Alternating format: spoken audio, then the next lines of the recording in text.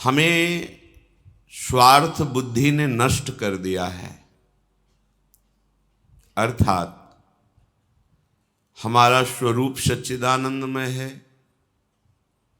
हमारे आराध्य देव सच्चिदानंदमय है, आराध्य देव का धाम सच्चिदानंदमय है, नाम रूप लीला सच्चिदानंदमय है। ऐसे सच्चिदानंदमय समुदाय में हम दुख भोग रहे हैं। हमें रोगों का कष्ट है, मृत्यु का भय है, नाना प्रकार की भोगों की तृष्णा जला रही है। कामनाएं, वासनाएं, काम क्रोध लोभ मोह मद मत्सर, ये सब रात दिन अंतःकरण में जला रहे हैं, अशांत कर रहे हैं।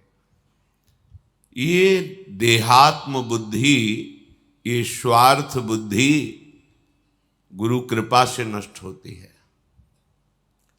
अगर हम गुरु वचनों पर दृढ़ विश्वास कर ले तो हमारी स्वार्थ बुद्धि परमार्थ बुद्धि बन जाए।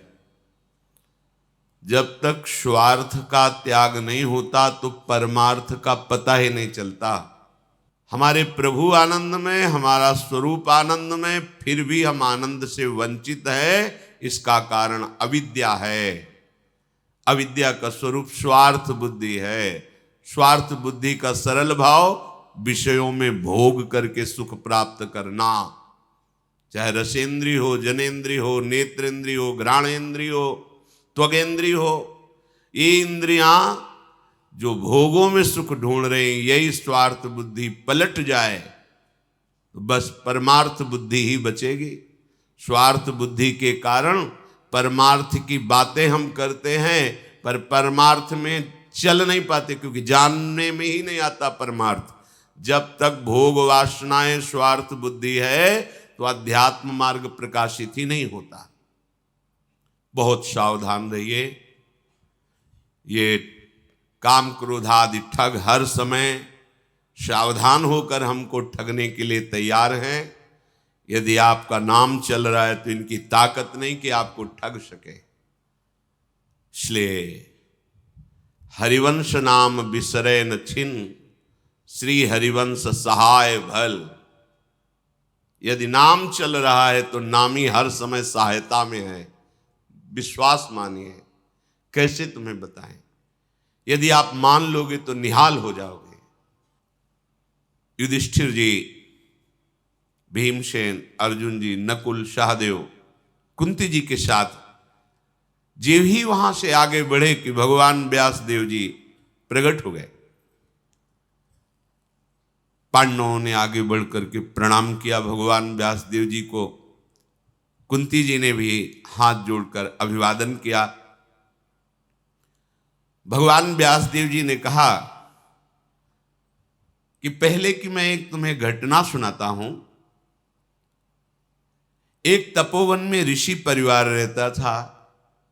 तो उनके माता पिता अंतर्ध्यान हो गए तो कन्या ही बची, और वो बहुत सुंदर रूपवती थी। उसने अपने पति को प्राप्त करने के लिए कि मेरा पति इस विश्व में कौन होगा ये मुझे पता नहीं, पर मैं कहाँ खोजूं, इसलिए देवाधिदेव भगवान शंकर की उसने आराधना की। भारी तपस्या के द्वारा भगवान शंकर को प्रसन्न कर लिया। जब भगवान शंकर प्रकट हुए तो उसने बार बार यही कहा, मुझे पति चाहिए, मुझे अनुकूल पति चाहिए, मुझे महाबली पति चाहिए, मुझे धर्मात्मा पति चाहिए, मुझे सत्यवान पति। 5 बार भगवान शंकर ने कहा तथास्तु, ऐसा ही हो। तुमने 5 बार मांगा, इसलिए तुम्हें 5 पति प्राप्त होंगे। पर यह शरीर छोड़ करके तुम्हें जो नवीन शरीर मिलेगा उसमें 5 पति तुम्हें प्राप्त होंगे। तो हे कुंती और कुंती नंदन, वही देवी भगवान शंकर की जो आराधना करके 5 पतियों का वर प्राप्त किए, वही द्रुपद कन्या द्रौपदी के रूप में प्रकट हुई है।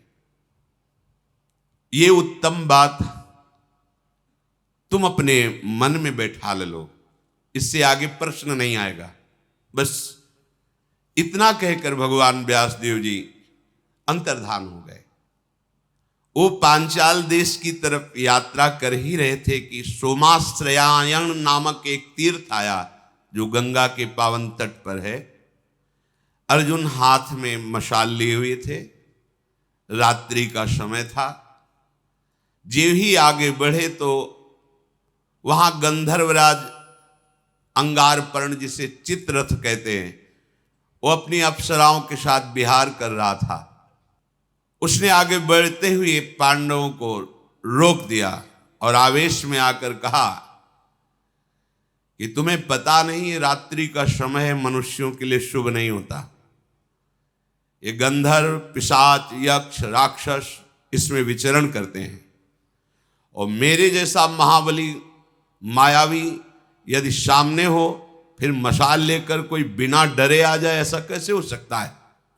अर्जुन ने कहा, गंधर्व, साधारण मनुष्यों पर तुम्हारा बल चलता होगा, जो अस्त्र विद्या के भारी विद्वान हैं वहां तुम्हारा बल या तुम्हारी घुड़की काम नहीं करेगी।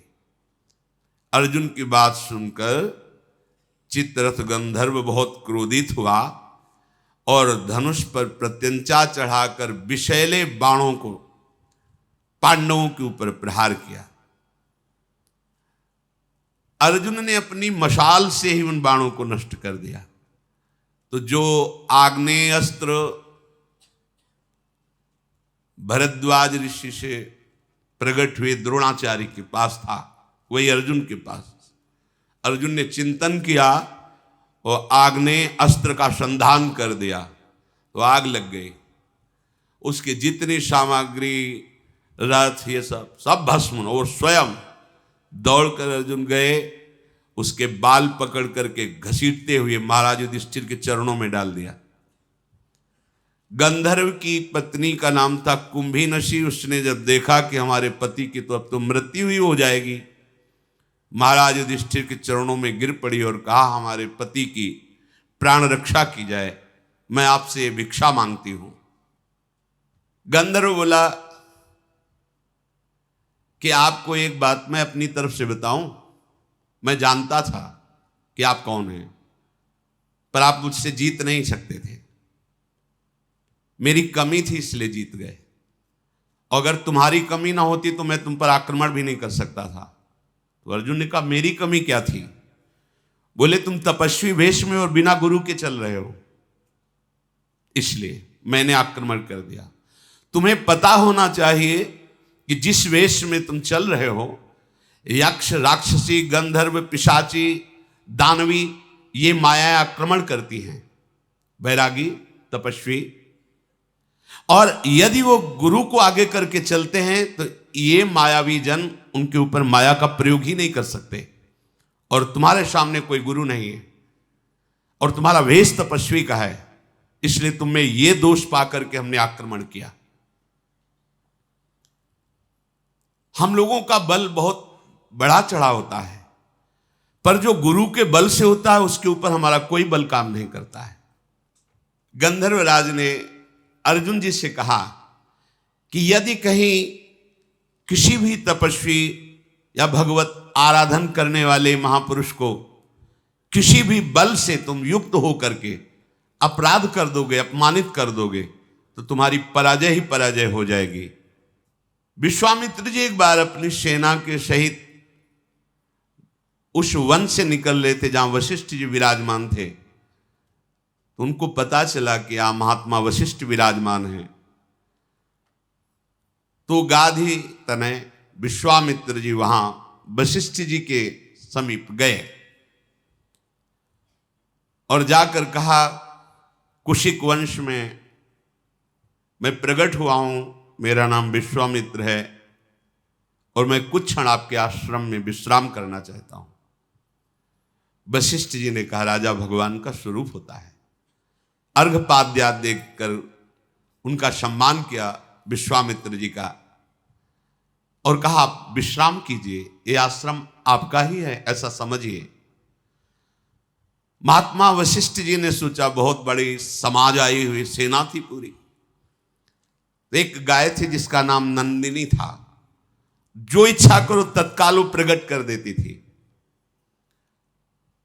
अन्न, फल, मूल, दुग्ध, षडरस भोजन अमृत के समान, जितने भी खाने पीने की वस्तुएं, यहां तक कि स्वादिष्ट चटनी आदि तक सब नंदिनी ने प्रकट कर दिया।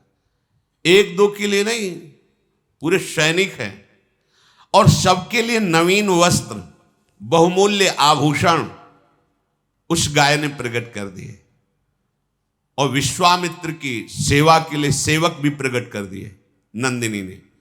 तो गुप्तचर ने बताया कि महात्मा का चमत्कार नहीं, ये गाय का चमत्कार है। नंदिनी नाम की गाय, वो ऐसा। विश्वामित्र जी ने कहा, बाबा के पास ऐसी गाय थोड़ी होनी चाहिए, ये तो हमारे पास होनी चाहिए। विश्वामित्र जी ने वशिष्ठ जी के पास जाके कहा, 10 करोड़ गाय आपको दूंगा, जितने सेवक कहोगे, पर ये नंदिनी गाय अब हम ले जाएंगे। उनका नहीं, हम कोई क्रय विक्रय करने के लिए थोड़ी, ये तो आए हुए अतिथि सेवा के लिए और यज्ञ सामग्री के लिए विराजमान है। विश्वामित्र बोले, मैं क्षत्रिय धर्म से प्रेरित हूं, मुझे मांगना नहीं आता, तुम्हें प्रार्थना कर रहे हैं, मान लो। तुम तपस्वी ब्राह्मण हो, मैं तुम्हारा अपमान नहीं करना चाहता, सीधे गाय दे दो, यह है क्षत्रिय धर्म। मुझे पता है कि तुम शांत हो, जितात्मा हो, पर तुम हमारे बल को झेल नहीं सकते हो। वशिष्ठ जी से कहा, मैं महापराक्रमी दिव्यास्त्र का ज्ञाता हूं और राजा हूं, इसलिए आदेश करता हूं, ये गाय दे दो।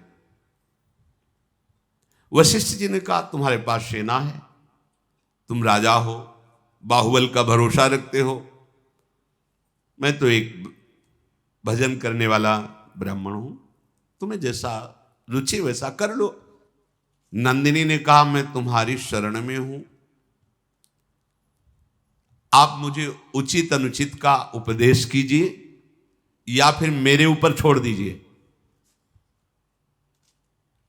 ये विश्वामित्र के निर्दयी स्वभाव वाले हमें कोड़ों से पीट रहे हैं, मेरा कोई अपराध नहीं है, और मैं सर्व सामर्थ्यशालिनी हूं, फिर भी पीट रही हूं केवल आपकी आज्ञा के लिए। केवल आप बता दीजिए कि मैं जो चाहूं करूं।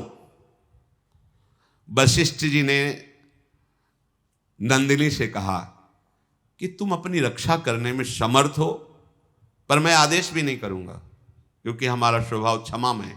बस इतना सुनते ही क्रोध से फुंकार करने लगी नंदिनी,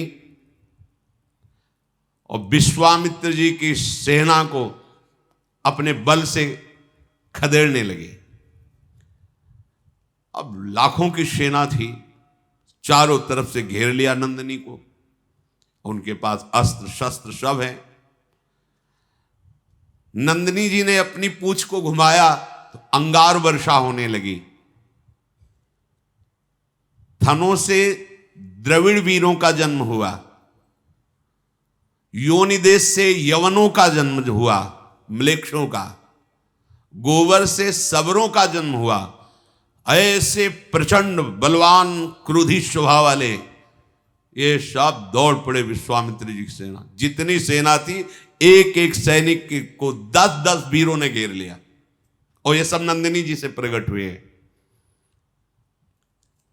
देर नहीं लगी, मारा किसी को नहीं, सबको बंदी बना लिया। विश्वामित्र जी देखे कि एक सैनिक को 10 सैनिकों ने बंदी बना रखा है। विश्वामित्र का एक सैनिक और नंदिनी के 10 सैनिक, प्राण किसी के नहीं लिए। विश्वामित्र जी ने कहा, तुमने मुझे साधारण राजा समझ रखा है। एक बांस की छड़ी लिए हुए वशिष्ठ जी खड़े थे। विश्वामित्र ने तत्काल आंख बंद की और आग्नेय अस्त्र का संधान किया वशिष्ठ जी पर। बस वशिष्ठ जी से बांस की छड़ी ऐसे कर देते, आग्नेय अस्त्र शांत।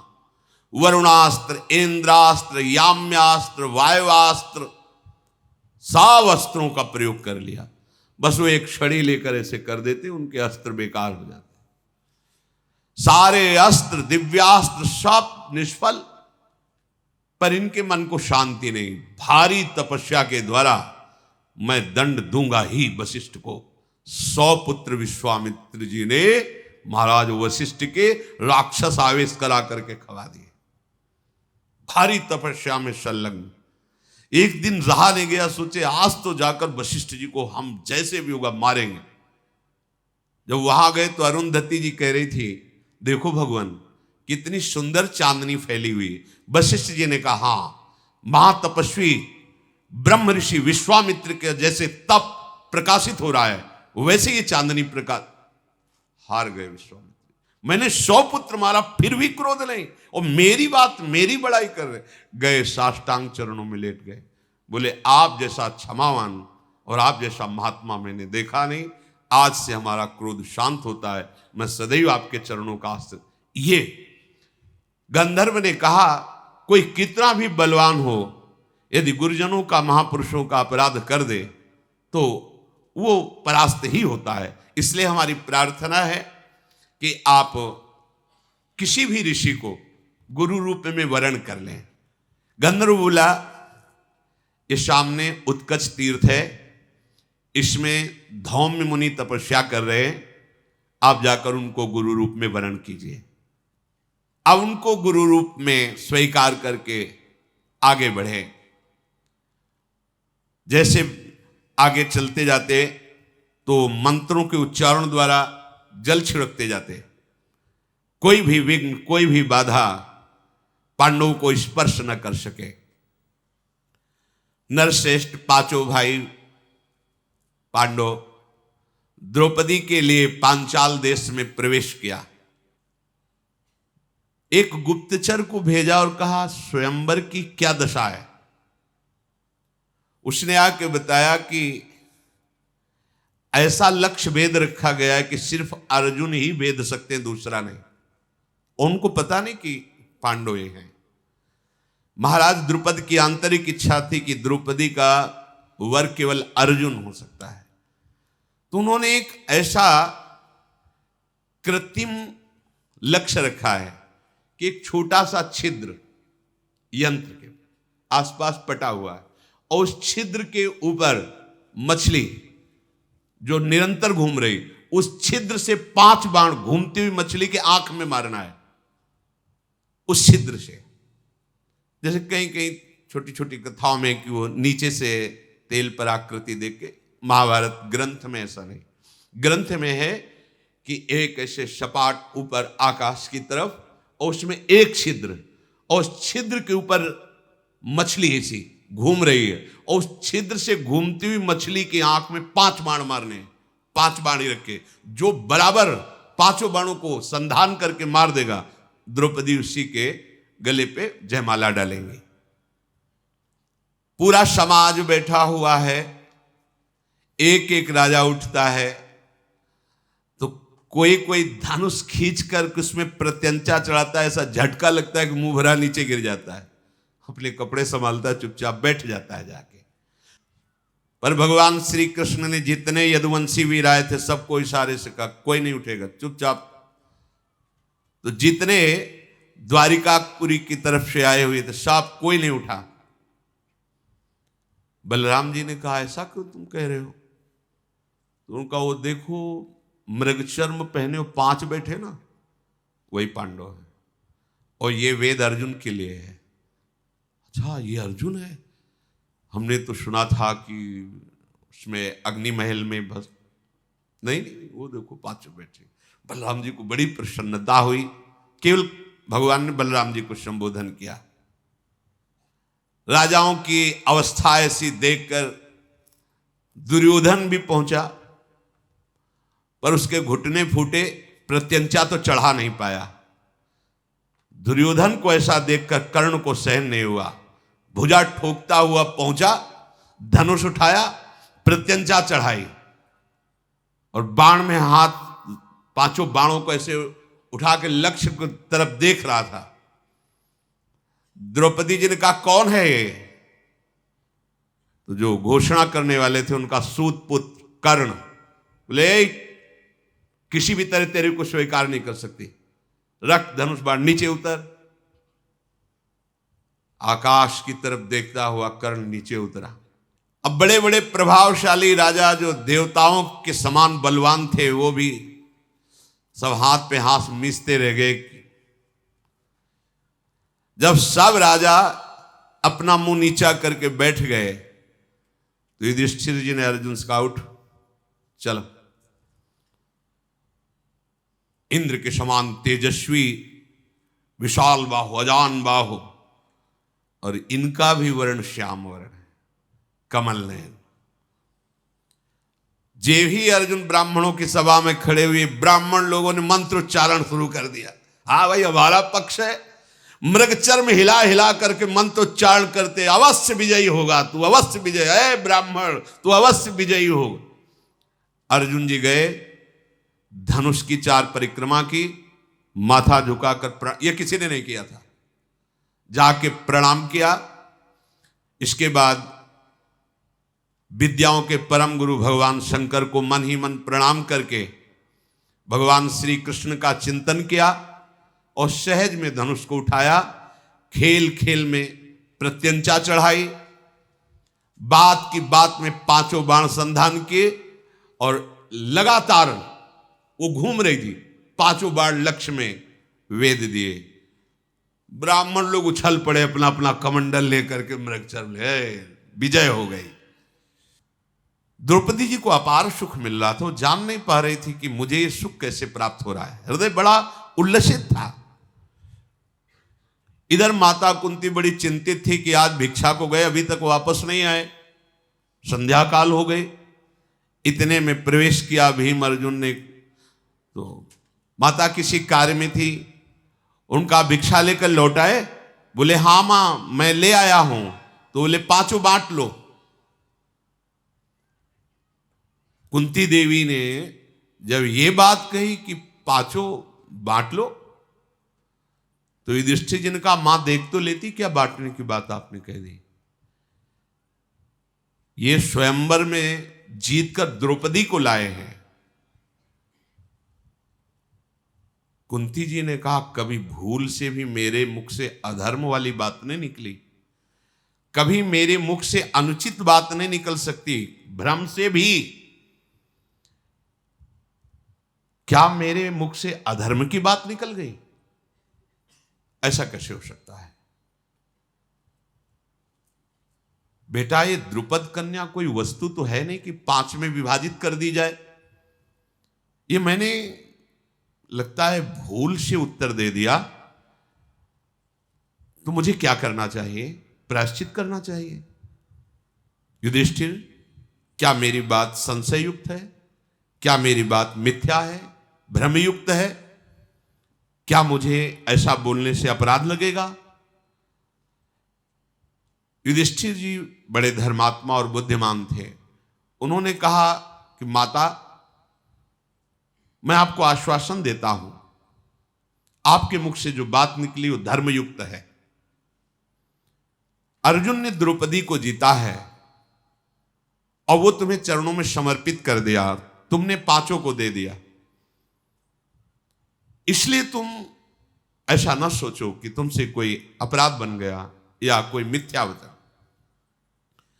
अर्जुन बोले, नरेंद्र, अधर्म का भागी मुझे मत बनाइए, सबसे पहले आपका ब्याह होगा।